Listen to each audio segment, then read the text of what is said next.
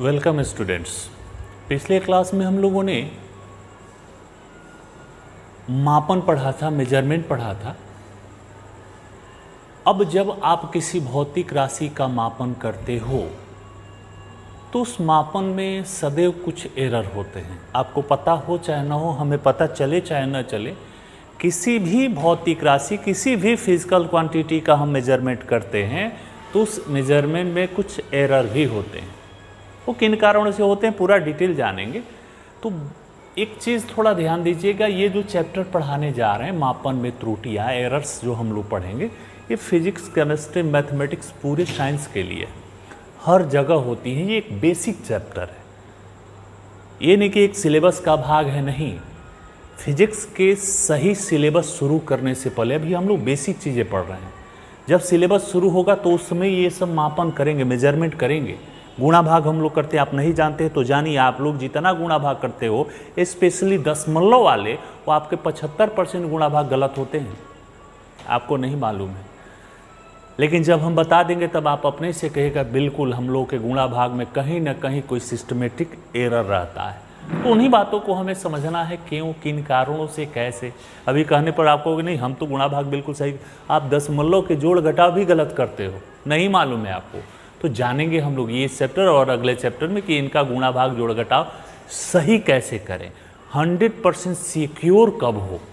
3 पाठों को जानने के बाद हम लोग अपने मापन से, मेजरमेंट से संतुष्ट रहेंगे। तो चलिए जानते हैं मापन क्या है।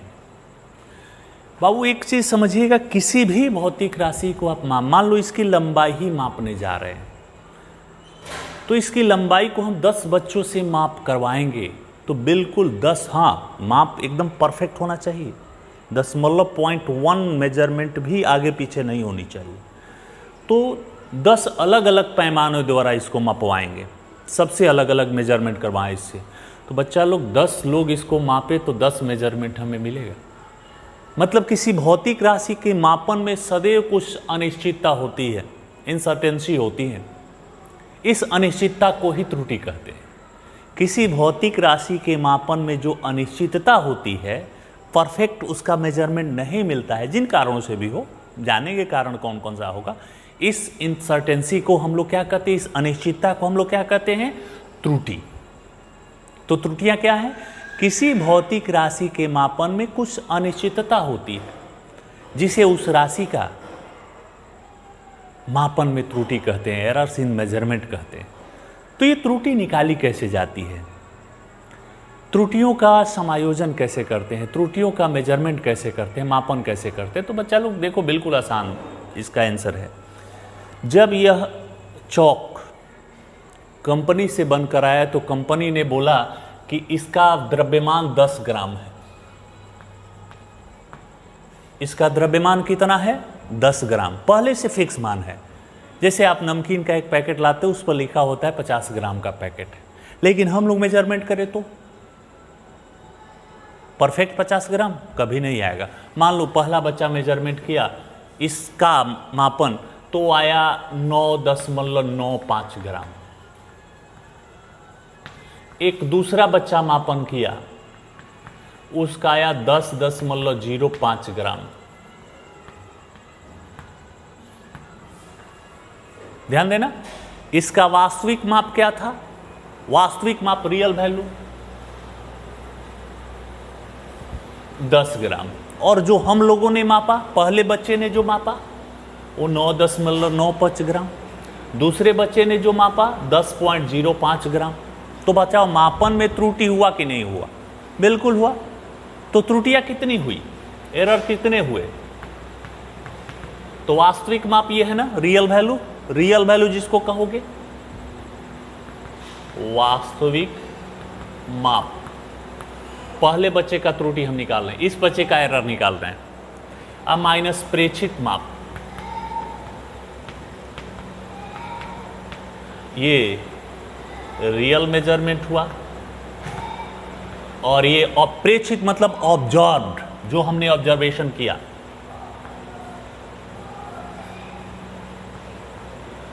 Observe measurement. तो इस तरह से पहले बच्चे का कितना हुआ, तो वास्तविक रियल वैल्यू कितना था 10 ग्राम, माइनस पहले बच्चे का ऑब्जर्व वैल्यू कितना, उसने कितना ऑब्जर्वेशन किया 9.95, तो कितना आया 0.05 ग्राम। ध्यान देना। और दूसरे बच्चे की त्रुटि कितनी हुई, दूसरे बच्चे ने जो मापन किया रियल वैल्यू 10 ग्राम था और उसका ऑब्जर्व वैल्यू 10.05 ग्राम था, तो इसका तो आंसर माइनस में आएगा ना।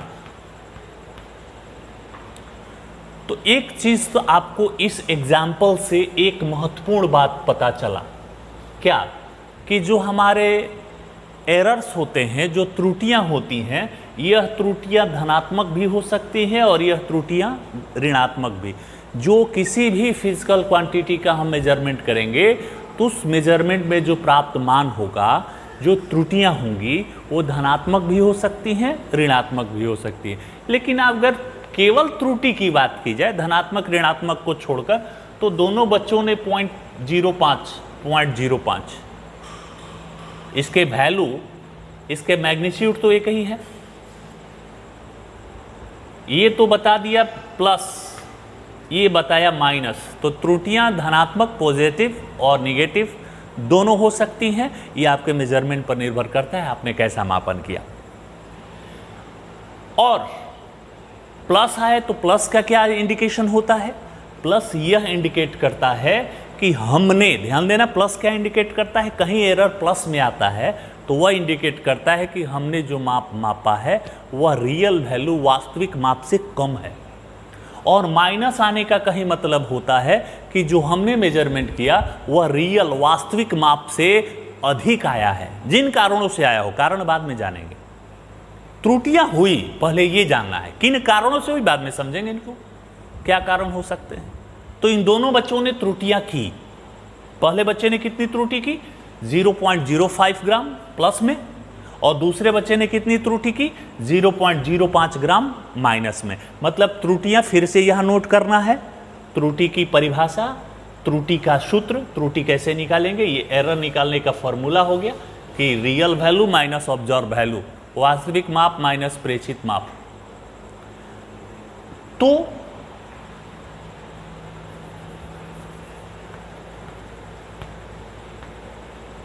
एब्जॉर्ब मेजरमेंट, तो त्रुटियां धनात्मक भी ऋणात्मक भी। अब जानते हैं कि इन त्रुटियों के होने का कारण क्या है।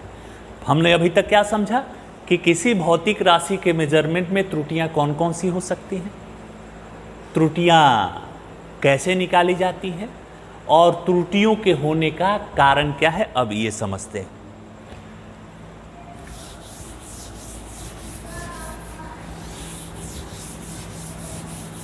देखिए, त्रुटियों के प्रकार की तरफ चले, कारण उसी में आपको समझ में आएगा। त्रुटियों के प्रकार,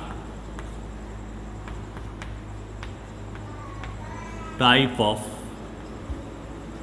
एरर्स।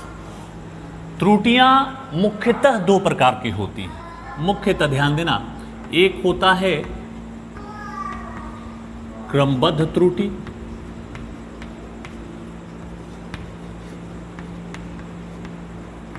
सिस्टमेटिक एरर, और दूसरा होता है यादृच्छिक त्रुटि, रैंडम एरर।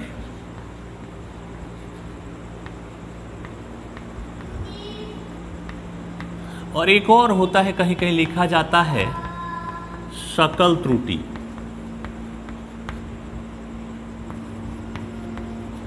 Gross error.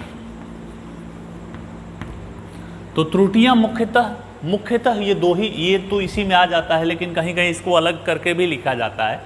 तो त्रुटियां तीन प्रकार की मुख्यतः, और भी हो सकती हैं, क्रमबद्ध त्रुटि, सिस्टमेटिक एरर, यादृच्छिक त्रुटि, रैंडम एरर, सकल त्रुटि, ग्रॉस एरर।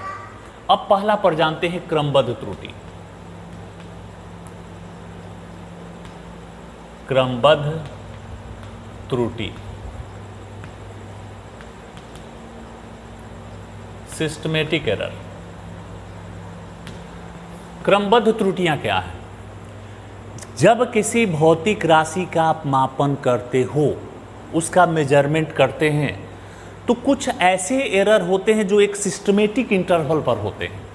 किन कारणों से होंगे वो भी हम लोग जानेंगे। जब किसी भौतिक राशि का हम लोग मापन करते हैं तो कुछ त्रुटियां ऐसी होती हैं जो नियमित क्रमबद्ध अंतरालों पर होती हैं, सिस्टमेटिक ढंग से होती हैं। इनको हम लोग क्रमबद्ध त्रुटियां कहते हैं। क्रमबद्ध त्रुटियां कौन है? वे त्रुटियां जो एक नियमित अंतराल, एक सिस्टमेटिक इंटरवल पर होती है, एक क्रमबद्ध अंतराल पर होती है, क्रमबद्ध तरीकों से होती है, एक सिस्टमेटिक ढंग से होती है। मतलब इनका एक सिस्टम होता है, एक क्रम होता है त्रुटि होने का। तो ऐसी त्रुटियों को हम लोग क्रमबद्ध त्रुटियां कहते हैं। उदाहरण भी जानेंगे। ये त्रुटियां मुख्यतः तीन प्रकार की होती हैं। पहला, यांत्रिक त्रुटि।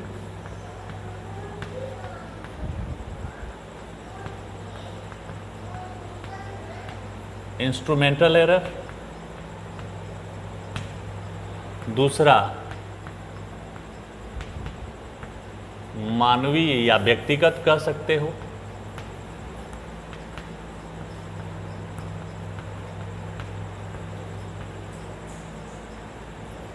Personal error. और एक तीसरा है प्राकृतिक त्रुटि।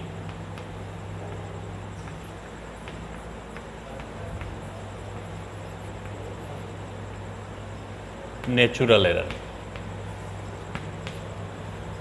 तो क्रमबद्ध त्रुटियां तीन प्रकार की, यांत्रिक त्रुटि, इंस्ट्रूमेंटल एरर, व्यक्तिगत त्रुटि या मानवीय त्रुटि, ह्यूमन एरर या पर्सनल एरर, और प्राकृतिक त्रुटि, नेचुरल एरर। पहला पर आते हैं, यांत्रिक त्रुटि क्या है? यांत्रिक नाम से ही क्लियर है, एक ऐसी त्रुटि जो दोषपूर्ण यंत्र के कारण होती है। मान लो जो औजार आपको मापने के लिए दिया गया वही दोषपूर्ण है, तो उसे मेजरमेंट करेंगे तो मेजरमेंट गलत आएगा ही, सही आने का तो कोई प्रश्न है ही नहीं। तो यह क्या है परिभाषा इसका? वह त्रुटि जो दोषपूर्ण यंत्रों के कारण होती है। आपका इंस्ट्रूमेंट ही, आपका जो औजार है मापने का, जो भी आप मापन करते हो, वो औजार ही दोषपूर्ण है, तो हमारा मेजरमेंट सही नहीं आ सकता। तो ऐसी त्रुटि को हम लोग क्या कहेंगे? यांत्रिक त्रुटि। मतलब इस त्रुटि का कारण क्या है? दोषपूर्ण यंत्र। जिस मशीन से, जिस औजार से, जिस उपकरण से हम लोग मेजरमेंट कर रहे हैं, माप रहे हैं, वही दोषपूर्ण है। तो बच्चा लोग बताओ, सही मेजरमेंट आएगा? हम लोग तो अपनी ओर से सही किए हैं, लिखे भी सही हैं, लेकिन सर जी ने जो औजार आपको दिया वो औजार ही दोषपूर्ण है, तो मेजरमेंट कभी सही नहीं आ सकता। जैसे में हम लोग का अपना वजन मापना है, तराजू पर बैठ कर के तौलना है, और वो तराजू का ये दोनों पलड़ा बैलेंस नहीं है, ऐसे है, बैलेंस नहीं है, वो शून्य पर नहीं है, वो ऐसे है। इस पर अब बैठकर मापेंगे तो मेजरमेंट कभी भी सही नहीं है। तो ये कौन सा एरर हुआ? यांत्रिक त्रुटि हुआ, ये दोषपूर्ण यंत्र के कारण हुआ है। दूसरा एग्जाम्पल आप दे सकते हो, लंबाई मापना हो, हम लोग फीता की सहायता से लंबाई मापे, वो फीता 1 फीट पर टूटा हुआ है, 2 फीट से वो शुरू हो रहा है, तो उससे मेजरमेंट मांगे तो अपनी लंबाई 7 फीट आएगी। 1 फीट तो टूटा हुआ है, तब कहेंगे सर आपकी लंबाई 7 फीट है। बिल्कुल नहीं, मेरी तो लंबाई 6 फीट है। तो बताओ उस मेजरमेंट में एरर, वो तो फीता सही बता रहा है 7 फीट, तो वो 7 फीट क्यों आया? क्योंकि वह फीता 1 फीट से टूटा हुआ था, वो 2 फीट से शुरू हुआ है। तो ऐसे एरर को हम लोग क्या कहते हैं? इंस्ट्रूमेंटल एरर, एग्जाम्पल के साथ। दूसरा आता है व्यक्तिगत त्रुटि, पर्सनल एरर। मान लो हमको ही मेजरमेंट करने नहीं आ रहा है, किसी चीज़ का मापने, तराजू को डिजिटल मीटर, डिजिटल जो तराजू होता है ना, जिस पर डिजिटल अंक में लिखे होते हैं, इलेक्ट्रॉनिक जो तराजू होता है, उस पर हम किसी वस्तु को माप रहे हैं, और वो पहले से तराजू 0.5 kg पर सेट है, तो उस पर रखकर मापेंगे तो मेजरमेंट गलत तो आएगा ही। तो तराजू का दोष है? नहीं, हमने उसको 0 पर नहीं किया, 0 पर सेट करना है ना, तो ये हमारी त्रुटि है क्योंकि हमने उसको 0 पर सेट नहीं किया। अगर उसको 0 पर सेट करके इसको तौले होते तो हमारा मेजरमेंट सही आता। तो तराजू भी, यंत्र भी ठीक है, लेकिन दोस्त हमको उस तराजू की वास्तविक जानकारी नहीं है कि वो तराजू कैसे मापते हैं, तो किसी ऑब्जर्वर की सीमाओं के कारण, उसकी अपनी लिमिटेशंस के, मेरी अभी अपनी लिमिटेशंस है, उसको हम नहीं जानते, नहीं समझते हैं उसके बारे में। उस इलेक्ट्रॉनिक मीटर को हम नहीं देखे हैं, नहीं उससे परिचित हैं, उसका सिद्धांत नहीं जानते, उसको ऑपरेट करना नहीं जानते हैं। तो जैसे था तुरंत हमने ऐसे माप लिया, तब तो ये 10 ग्राम का चीज़ भी 1 kg आएगा ही। तो ये किसका एरर था, किसके कारण? मेरे के कारण। तो ये मेरी पर्सनल कमियां थी। तो हमारी कमियों के कारण किसी राशि के मेजरमेंट में जो एरर उत्पन्न होते हैं, ऐसे एरर को हम लोग व्यक्तिगत त्रुटि या मानवीय त्रुटि कहते हैं। मतलब किसी प्रेक्षक की, प्रेक्षक मतलब जो ऑब्जर्व कर रहा है, ऑब्जर्वर, तो किसी प्रेक्षक की उसकी सीमाओं के कारण, उसकी अपनी कमियों के कारण किसी भौतिक राशि के मापन में जो त्रुटियां होती हैं, ऐसी त्रुटि को हम व्यक्तिगत त्रुटि कहते हैं। तीसरी त्रुटि है प्राकृतिक त्रुटि। बाबू इसको समझिएगा, नेचुरल एरर। प्राकृतिक त्रुटि क्या है? आप एक लोहे की प्लेट की लंबाई ठंडे में मापो, ठंडे के मौसम में, और उसी प्लेट की लंबाई एकदम गर्मी के मौसम में, मध्य जून में मापो, आपको मापन में अनिश्चितता मिलेंगी ही, इनसर्टेंसी होंगी, वहां अनिश्चितता होंगी। एक आने का कोई प्रश्न नहीं है, क्योंकि आप तो फिजिक्स में इतना पढ़े हुए हो कि किसी धात्विक चालक को ऊष्मा दिया जाए, हीट दिया जाए, तो वह प्रसारित होता है, फैलता है। तो जब ठंडे में हमने मापा था तो सिकुड़ा हुआ था, गर्मियों में मापा तो फैला हुआ था। तो इसी पर एक बच्चे से क्वेश्चन पूछा गया था कि कोई ऐसा उदाहरण दो जिसे यह पता चले कि गर्मियों में चीज़ें फैलती हैं, सर्दियों में सिकुड़ती हैं। क्यों? कारण पूछा गया एक बच्चे से। तो उस बच्चे का जवाब ये था कि सर ये तो बिल्कुल आसान है, ठंडे में हम लोग पैर सिकुड़ कर सोते हैं, गर्मियों में पैर फैला के सोते हैं। तो इस उदाहरण से ये चीज़ क्लियर होता है कि सर्दियों में चीज़ें सिकुड़ती हैं, गर्मियों में फैलती है। आप ये समझ लो कि ये कोई जोक्स है, बाबू इसका भी कोई वैज्ञानिक कारण है। वास्तव में ऐसा होता है, हम लोग करते हैं, ठंडे में एकदम हाथ पैर सिकोड़ लेते हैं ताकि ठंडई का कम एहसास हो, और गर्मी आता है तो बिल्कुल हाथ पैर ऐसे फैला कर सोते हैं। आप 11th क्लास में हीट पढ़िएगा तो एक किरचॉफ लॉ आएगा। उस किरचॉफ लॉ में हमें बताया गया है कि किसी वस्तु के क्षेत्रफल, एरिया से उष्मीय का क्षय होता है, उष्मा का जो क्षय होता है, जो एनर्जी हीट लॉस करता है, उसके क्षेत्रफल के प्रोपोर्शनल होता है, समानुपाती होता है। मतलब क्षेत्रफल ज़्यादा रहेगा तो शरीर से उष्मा ज़्यादा निकलेगी, क्षेत्रफल कम रहेगा तो शरीर से उष्मा कम निकलेगी। तो क्या हो, ठंडे में हम चाहते हैं ना कि शरीर अंदर का ताप ज़्यादा रहे, गर्म रहे, ठंडा ना लगे, तो हम लोग अपने क्षेत्रफल को कम कर लेते हैं, सिकोड़ लेते हैं ऐसे, ताकि हमारा शरीर का जो एरिया हो कम से कम हो। किरचॉफ लॉ के अकॉर्डिंग क्षेत्रफल ज़्यादा हो जाए तो शरीर से एनर्जी ज़्यादा लॉस हो जाएगी, एनर्जी ज़्यादा, उष्मा ज़्यादा लगेगी तो आपको ठंडाई का एहसास होगा। और गर्मियों में क्या आप करते हैं, हाथ पैर सिकुड़ फैलाते हैं ताकि शरीर का जो सरफेस एरिया हो वो अधिक से अधिक मिले। क्षेत्रफल ज़्यादा होगा तो उष्मा का क्षय ज़्यादा होगा, शरीर से ज़्यादा उष्मा निकलेगी तो हमें ठंडा का एहसास मिलेगा। तो गर्मियों में हम लोग पैर हाथ फैला देते हैं क्योंकि अपने क्षेत्रफल को हम लोग बढ़ाने का प्रयत्न करते हैं। अकॉर्डिंग टू किरचॉफ्स लॉ, ऐसा करने से हमारे शरीर से उष्मा, जो हीट होता है, उष्मा जो एक एनर्जी होती है, वो ज़्यादा लॉस करती है। और ठंडे में हम लोग अपने एरिया को, क्षेत्रफल को कम कर लेते हैं हाथ पैर सिकोड़ करके।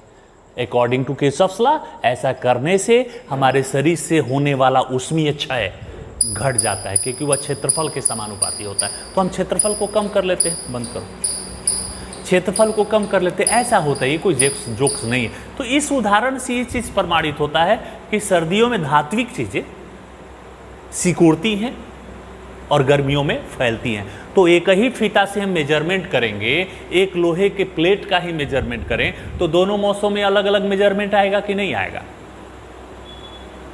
तो ये एरर्स इन मेजरमेंट किनके कारण था? यंत्र के कारण। हमने फीता तो सही लिया था, फीता में कोई दोष नहीं था, हमारे कारण, मानवीय त्रुटि के कारण नहीं। हम भी तो अपने सही माप रहे हैं, हमको भी सही ढंग से मापने आया।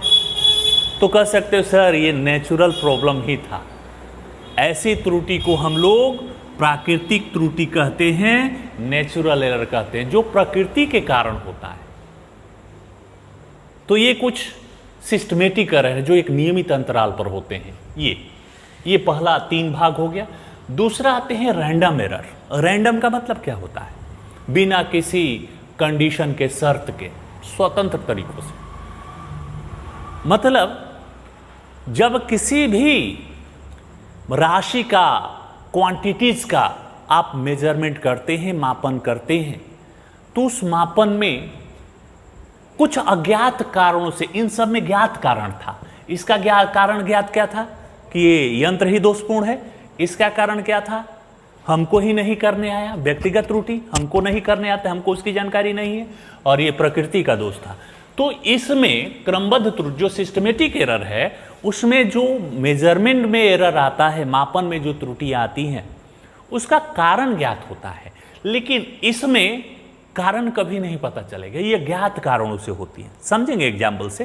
तो इसकी डिफिनीशन यही है कि यह त्रुटियां ज्ञात कारणों से होती है, और कभी कभी तो संयोग से हो जाती है।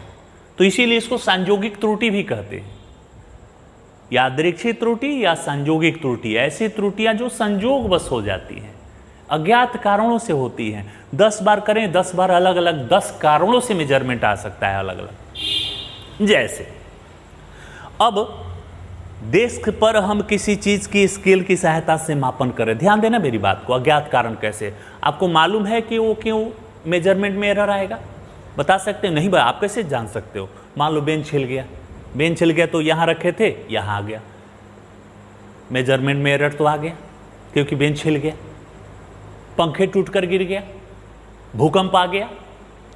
आपका मित्र कोई शरारती किस्म का था, ऐसे करे, हाथ ऐसे मार दिया, तो मेजरमेंट में एरर आ सकता है।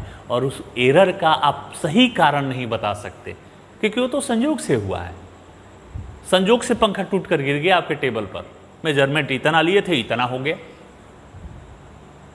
बेंच हिल गया, जानबूझ भूकंप आ गया। मित्र आपका शरारती था, हिला दिया, आपको थोड़े मालूम था उसका कारण कि वो हिलाएगा हिलाएगा। तो ये त्रुटियां संयोगवश होती हैं, इनका कारण ज्ञात नहीं हो सकते कि आप कह दो कि ये इसी कारण से होगा, ऐसा नहीं है। अज्ञात कारणों से कभी कभी संयोगवश होती है। शकल त्रुटि ग्रॉस एरर में आते हैं, ये तीसरा में। तो यह भी मापन में अनिश्चितता को दर्शाता है। किसी यंत्र में दोष आता है, हमारी गलती से आ जाता है, या कुछ नियमित अंतरालों पर हो जाते, तो उसको हम लोग शकल त्रुटि कहते हैं, मैथमेटिकल होता है। बच्चों लोग एक चीज़ और समझना, ये जो चैप्टर पढ़ाने जा रहे हैं, ये चैप्टर मूल रूप से प्रैक्टिकल है। मतलब इसके कुछ न्यूमेरिकल्स आपको बनाने होंगे, कुछ क्वेश्चनों का सॉल्यूशन करना होगा। तो आप चाहोगे कि सर लेक्चर क्लास में बता दे, तो ये कभी संभव नहीं है। ये मेजरमेंट है, मापन करके देखने वाला है। तो इसके कुछ क्वेश्चन तो हल हो सकते हैं, लेकिन सभी क्वेश्चनों को यहाँ बोर्ड पे हल नहीं किया जा सकता। उनको प्रैक्टिकल में करके, देख करके बताना होता है।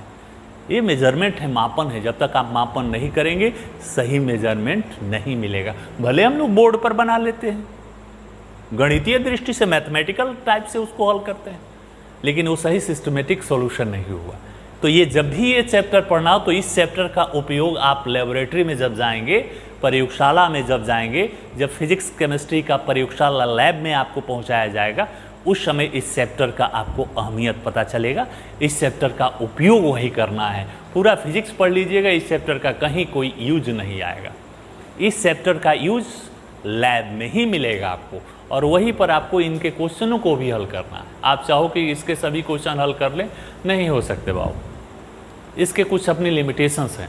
कुछ क्वेश्चन, 2-4 क्वेश्चन बता दिए जाएंगे, लेकिन सभी क्वेश्चनों को बोर्ड पे नहीं सॉल्व किया जा सकता। थ्योरिकली नहीं है, ये प्रैक्टिकली है, स्पेशली प्रैक्टिकल के लिए है।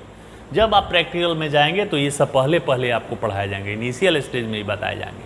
अब चलते हैं, त्रुटि तो हमसे हो गया, कितनी त्रुटि हुई, त्रुटियों की अभिव्यक्ति कैसे करें, उसको कैसे निकालें, चलिए अब वो समझते हैं। हमारा त्रुटि का अंतिम टॉपिक,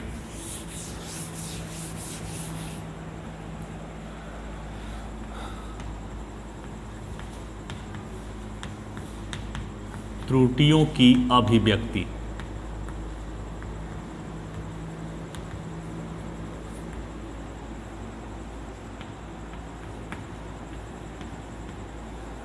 एक्सप्रेशन ऑफ एरर्स। ये चीज क्या है? एक्सप्रेस करना, उसको निर्धारित करना, उसको निकालना।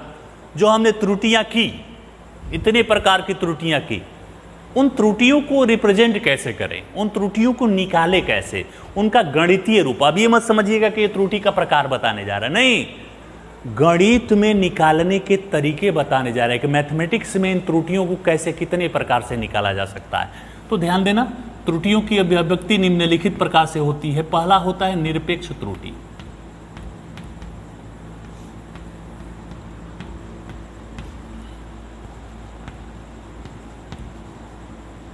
Absolute error. दूसरा होता है आपेक्षिक त्रुटि, तथा इसी में एक और जोड़ लेते हैं,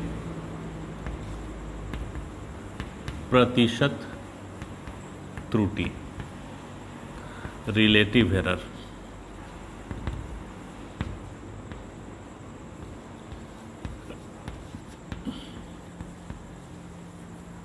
परसेंटेज एरर। और तीसरा होता है वर्ग माध्य मूल त्रुटि, रूट मीन स्क्वायर एरर्स। इसको शॉर्टकट में आरएमएस त्रुटि कहते हैं। तो गणित में त्रुटियों की अभिव्यक्ति, उनका एक्सप्रेशन हम लोग तीन मुख्य ढंगों से करते हैं। निरपेक्ष त्रुटि निकालते हैं, आपेक्षिक या प्रतिशत त्रुटि निकालते हैं, और वर्ग माध्य मूल त्रुटि निकालते हैं। निरपेक्ष त्रुटि कैसे निकाली जाती है? पहला, निरपेक्ष त्रुटि एब्सोल्यूट एरर, ये कैसे निकाली जाती है? ध्यान देना, गणित में इसका गणितीय फॉर्मूला निकालने जा रहे हैं। मान लो अपनी लंबाई को ही हम 10 बार मापें। कितनी बार? 10 बार। पहली बार का मेजरमेंट कितनी आया? x1। दूसरी बार का मेजरमेंट कितनी आया? x2। तीसरी बार का, x3। चौथी बार का, x1। ऐसे करके xn टाइम। कितनी टाइम्स? n बार हमने उनका मापन किया। तो वास्तविक माप या रियल वैल्यू कितना हुआ? वास्तविक माप, रियल वैल्यू। अब बताओ मेरा वास्तविक माप कितना हुआ? आप कभी सोचे हो, प्रैक्टिकल में हम लोग जाते हैं, किसी मेजरमेंट को कम से कम 3 बार किया जाता है। 10th क्लास में आप लोग कहीं फिजिक्स केमिस्ट्री में मेजरमेंट किए होंगे, प्रैक्टिकल किए होंगे, तो कोई ऑब्जर्वेशन करना है किसी डाटा का, तो उसके ऑब्जर्वेशन में आप सीरियल नंबर 1, 2, 3, 4, 5 कम से कम 3 बार या 5 बार ऑब्जर्वेशन करते हैं। कारण यही है कि हर ऑब्जर्वेशन में आपसे कुछ एरर हुआ होगा, आप कुछ ज्ञात हो चाहे ना हो, एरर तो हुए हैं। यही सही, फिजिक्स तो यही कहता है, साइंस तो यही कहता है कि आपके मेजरमेंट में एरर है। तो अब हमारी वास्तविक माप कितना हमें नहीं मालूम है। हमने 10 बच्चों को दिया कि माप कर तराजू पर, 10 बच्चे हमारा अलग, हमारा वास्तविक माप क्या होगा? पहला बच्चा जो दिया जो सबसे ज़्यादा था वो, कि दूसरा बच्चा जो सबसे कम मापा है? नहीं। तो सही माप क्या हो जाएगा? औसत। इनका एवरेज निकालो। तो इनका एवरेज x बार से, माध्य या औसत जो भी होता है उससे डिनोट करते हैं। तो इनका औसत कैसे हो जाएगा? x1 plus x2 plus x3 xn, अब बटा में n बार। तो वास्तविक माप निकालने का अगर नहीं दिया हुआ है तो कहीं भी किसी राशि के मेजरमेंट की रियल वैल्यू आपको चाहिए तो उसका एवरेज आप निकालिएगा। औसत x बार से डिनोट करेंगे, बार का चिन्ह लगाते हैं उसके ऊपर, और 10 राशि है तो 10 से भाग दीजिए, 10 को जोड़ करके, ये रियल वैल्यू मिल गया। और पहली बार हमने ये मापा है तो मापन में त्रुटि, पहली बार मापन में त्रुटि कितनी हुई? x। पहली माप में त्रुटि, पहली माप में त्रुटि कितनी हुआ बाबू? त्रुटियां कैसे निकाली जाती हैं? आपको डिफिनीशन में ही बताए थे, real value minus observe value. वास्तविक माप माइनस प्रेक्षित, प्रेक्षित जो हम मापे हैं, तो वास्तविक माप तो x बार हुआ, और पहला का प्रेक्षित माप x1 माइनस x1, दूसरी बार माप जो दूसरा बच्चा मापा है, दूसरी माप में त्रुटि x बार माइनस x2। तो निरपेक्ष त्रुटि होता है ये वास्तविक माप माइनस प्रेक्षित माप, real value minus observe value. तो हमने पहले माप में निरपेक्ष त्रुटि निकाली है, दूसरे में। इसी तरह से अगर तीसरा कहा जाए तो x बार माइनस x3, nवी बार में x बार माइनस xn। तो इनका औसत निरपेक्ष त्रुटि कितनी हो जाएगी?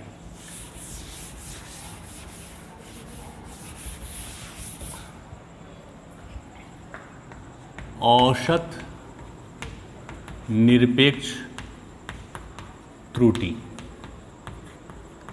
बराबर x1 माइनस x बार माइनस x1। और ध्यान देना, अभी हमने थ्योरी में क्या कहा था, त्रुटियां धन भी आ सकती हैं, ऋण भी आ सकती हैं। तो बच्चा लोग एक बात बताओ कि अगर धन और ऋण दोनों का औसत निकालेंगे तो जो एग्जाम्पल दिए थे पहले वाले में बच्चा ने 0.05 ग्राम प्लस में एरर किया था और दूसरा बच्चा ने माइनस 0.05 माइनस में एरर किया था, तो दोनों का औसत निकाल देंगे तो 0 आएगा, मतलब कोई त्रुटि ही नहीं हुआ है, जबकि दोनों बच्चों ने त्रुटि किया है। तो यहाँ जब भी आप त्रुटियों का औसत निकालो तो औसत में माइनस का चिन्ह मत रखना, क्योंकि हमें त्रुटि से मतलब है, ये थोड़े मतलब है कि कम आया है कि ज़्यादा आया है। माइनस प्लस क्या बताता है कि रियल वैल्यू से वास्तविक ये जो आपने मान निकाला, जो त्रुटियाँ निकाली, वो रियल से कम आया है या ज़्यादा आया है, यही ना बताएगा। हमें ज़्यादा कम से नहीं मतलब, हमें त्रुटि से मतलब है, कितना एरर हुआ, एब्सोल्यूट उसका वैल्यू चाहिए। तो ये काम करो, आप मॉड में लगा कर लिखो। ऐसा अगर मॉड हम लिखेंगे तो अगर ये प्लस भी आया है तो मॉड से बाहर आएगा तो प्लस ही आएगा, और अगर ये त्रुटि माइनस में आई है तो मॉड से बाहर आएंगे तो भी प्लस में। तो मॉड लगाने का मतलब ये हुआ, दूसरा का, तीसरे का, और इसी तरह से n था।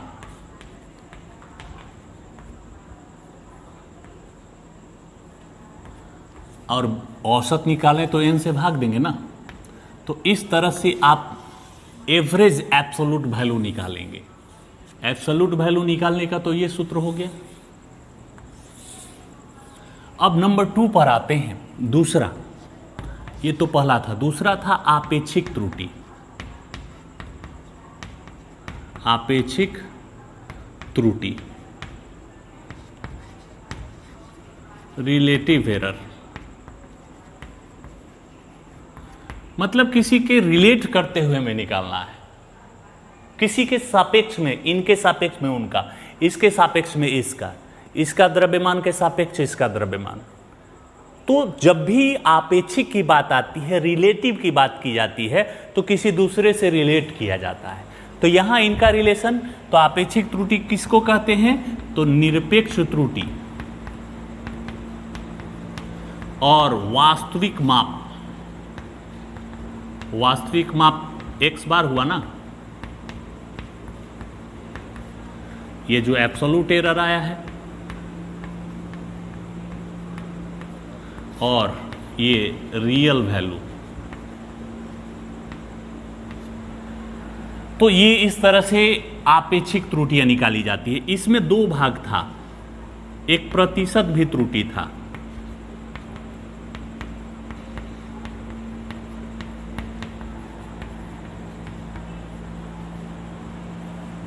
परसेंटेज एरर,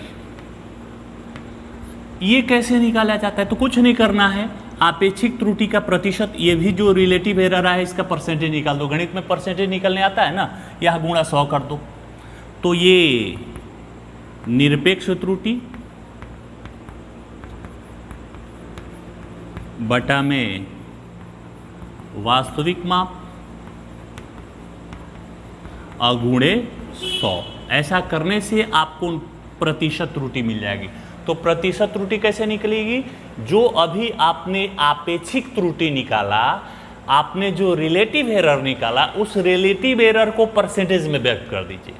तो उसी को हम लोग क्या नाम दे देंगे, परसेंटेज एरर या प्रतिशत त्रुटि। ये दूसरी त्रुटि हो गई। एक तीसरी त्रुटि हमने बताया था वर्ग माध्य मूल त्रुटि, उसको समझ लेते हैं, हमारा मेजरमेंट में जो एरर है वो कंप्लीट हो जाएगा। तीसरा वर्ग माध्य मूल त्रुटि, रूट मीन स्क्वायर एरर। ये ध्यान देना, इसके नाम पर जाओ, रूट करना है, मीन करना है, स्क्वायर करना है। किसी त्रुटि, कोई एरर आपने निकाला है, वो प्लस में हो माइनस में, उससे नहीं मतलब है। आपको 3 काम करने हैं। उन त्रुटियों का वर्ग करना है, वर्गों का माध्य यानी औसत निकाल लेना है, और औसत निकालकर मूल या वर्गमूल कर देना है। तो अभी हमने आपको अभी यहां पर बताया था कि मापन हमने कितना किया, मापन क्या किया था, x1 x2 x3 dot dot dot dot xn, n बार ना, n बार। और वास्तविक माप कितना आया था, वास्तविक माप x बार था ना, रियल वैल्यू।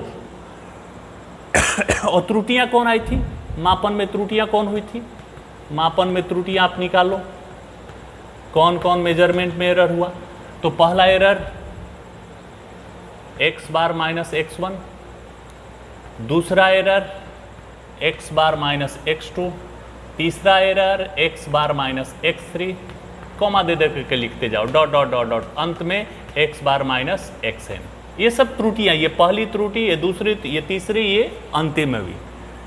तो आरएमएस एरर क्या हो जाएगा, आरएमएस त्रुटि, आरएमएस त्रुटि। तो क्या करना है, थोड़ा सा ध्यान दो, त्रुटियों का वर्ग कर दो, वर्ग। तो पहली त्रुटि ये है x बार माइनस x1, x बार माइनस x2, x बार माइनस x3। यहां करते हैं, यहां स्पेस कम पड़ रहा है।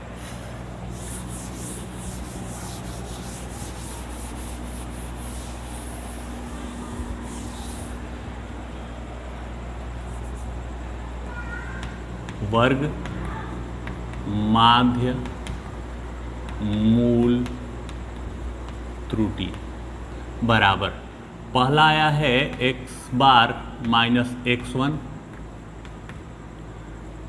x बार माइनस x2, x बार minus x3,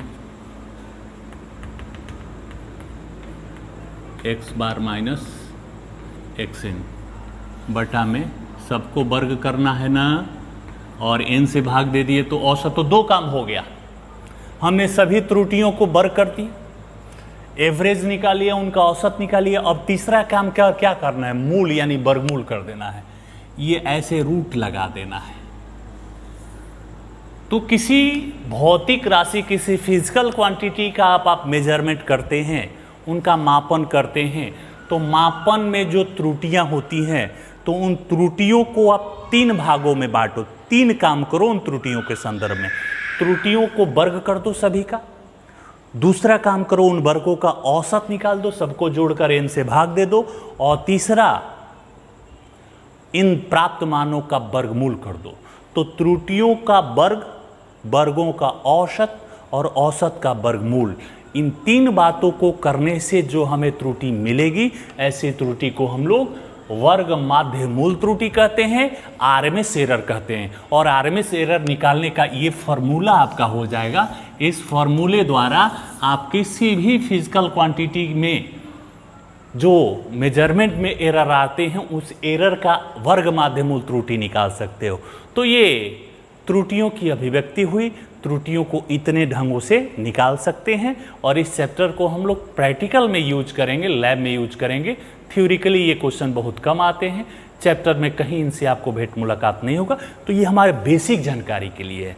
physics, chemistry, math हर जगह ये काम करते हैं, क्योंकि मेजरमेंट में कभी भी एरर हो सकते हैं, कहीं भी हो सकते हैं। तो आज के क्लास में इतना ही, धन्यवाद।